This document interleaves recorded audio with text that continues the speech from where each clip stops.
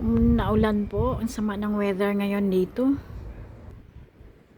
Guys, ang daming kumain sa aking halaman. Tingnan nyo yung may uod na itim. Naubos na talaga sila, oh.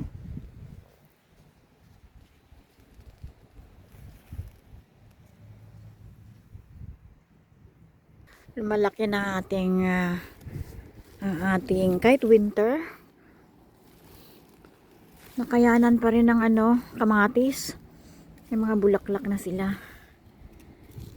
Ito malaki na, may bulaklak na, oh. Yung sitaw ko, oh. Yan, gumagapang na sila pataas. Ang aking pink lady na onion, mga next week, next week pwede na siyang harvest. Ito po yung aking dwarf na snow peas, pang winter na halaman po. Kaya tingnan nyo, ang ganda ng kanilang tubo. Ito naman ang aking white onions, lumalaki na rin.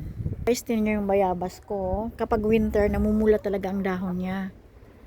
Babalik din yan, beberde uli yan ngayong spring. Ito naman yung iba kong sibuyas na brown naman po ito.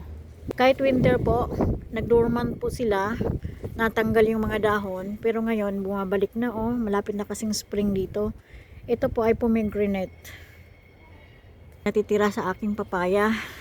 Hindi ko alam kung mahihinog ito, inabot ng winter. Matagal pala yung papaya, eh. Tinanim ko ito October. Magwa 1 year na sila. Ano na tayo ngayon?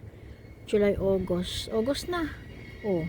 Tinanim ko ito end part of October last year. Dwarf po ito, nakatanim lang sa pot. Yung akin namang sayote, hindi siya tumubo. Hindi yata yan pang winter na gulay, ano?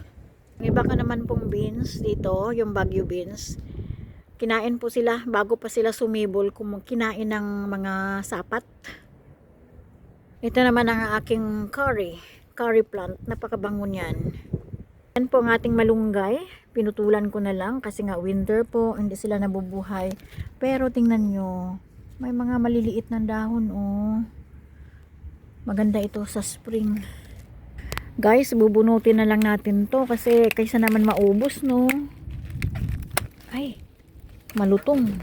Nagkakrak. Babad natin sa tubig para matanggal yung mga uod. Malutong pala to, oh. Tumutunog. Ayan, oh, nababali.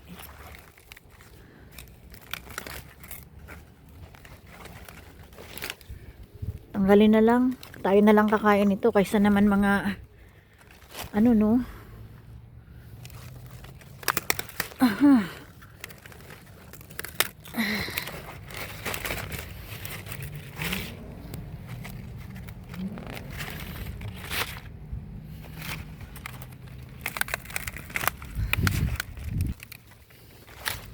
Babad natin sa tubig.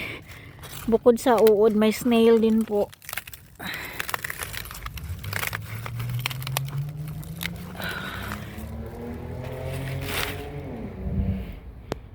Ayan yung na-harvest natin.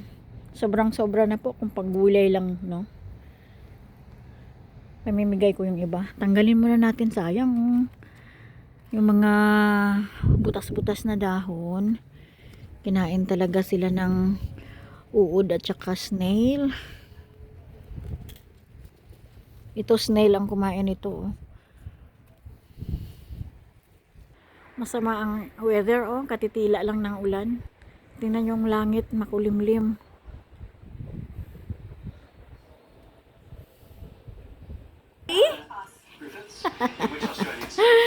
What are you doing in the darkness?